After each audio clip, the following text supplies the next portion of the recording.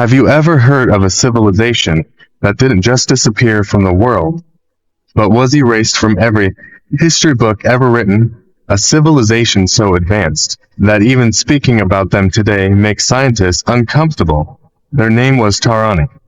And when you hear how this story ends, you'll ask the same question we all do. Were they even human? In 1857, a British research group was mapping terrain along the Afghanistan-Iran border. One morning, a military engineer noticed strange vibrations beneath a rocky hillside. He assumed it was a minor tremor, but when he began digging, what he found would baffle the world for centuries. Just 6 feet down, they uncovered a metal hatch, but it wasn't iron or steel. It was a material no one could identify. Not copper, not gold, not any known metal. It shimmered like liquid but was cold to the touch. Beneath it lay a narrow stairwell spiraling deep into the earth. No natural cave. This was perfectly carved, planned, engineered. The team descended with torches, and what they found underground defied all logic. A city, an entire underground city.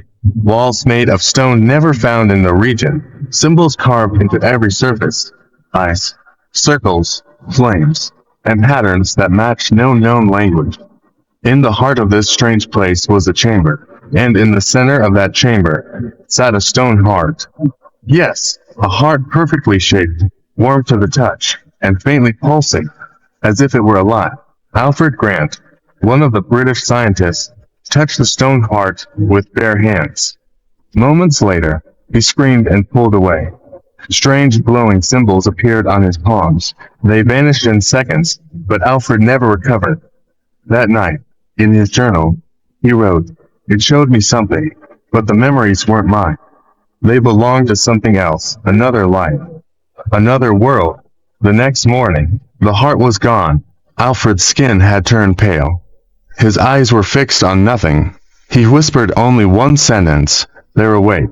Within a week, the British Empire sealed off the site. Access was restricted.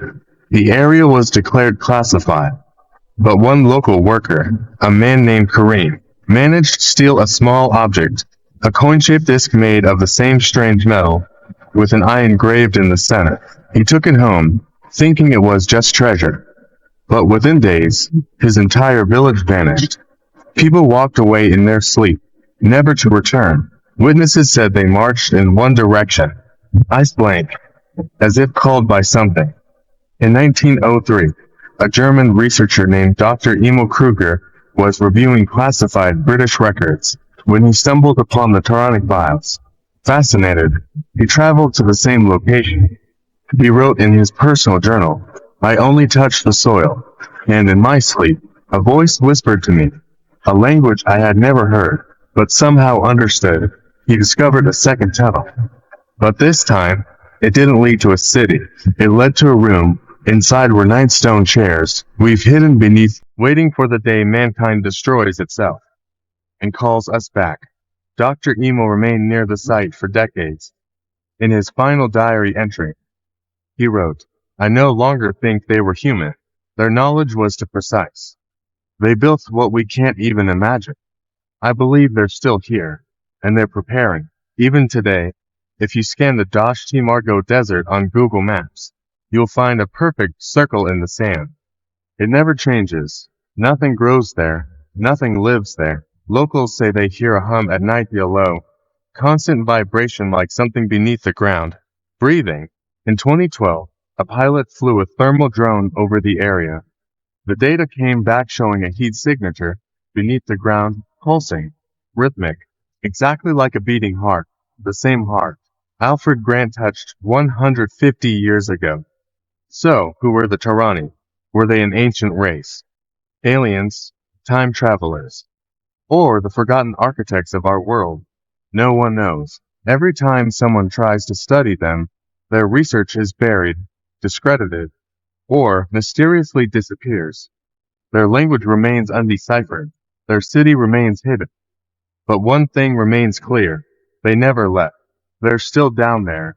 And maybe, just maybe, they're waiting for us to call them back. The Return of the Tarani. echoes from beneath. They were never gone, just silent, waiting. The Tarani had buried themselves beneath the earth, not as victims of time, but as watchers.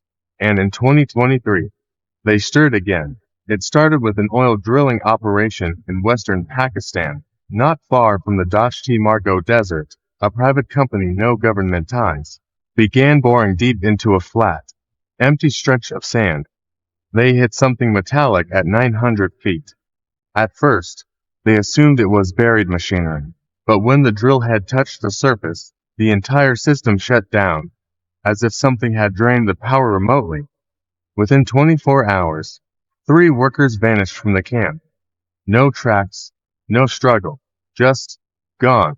The only clue, a single word, carved into the sand near the drill.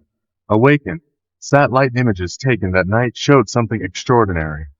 The heat signature under the site, once dormant, was now moving, not randomly, in a spiral, as if something beneath the ground was turning.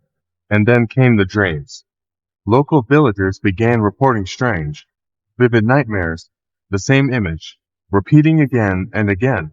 9 stone chairs, one empty, a voice calling, "The ninth has returned."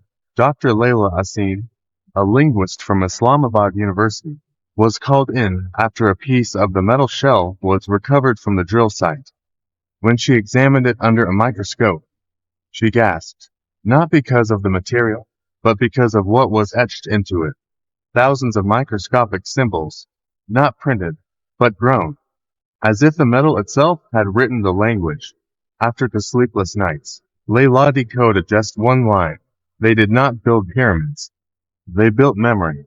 She didn't understand it then, but she would. Weeks later, a UNGO technical team went missing while exploring an expanding sinkhole just 30 kilometers from the original Tarani site. A rescue drone sent into the sinkhole broadcast one final image before losing signal. A vast underground chamber. 9 pillars, a floating orb of red light, pulsing like a heart. And a shadow. Something tall, something watching. Then, black screen. Layla received a private encrypted message that night. No sender, no metadata. It contained a single audio file. A whisper, barely audible, but unmistakably human. It said, "We buried time. You dug it up. Now time will bury you." Within a month, governments began sealing off the entire region.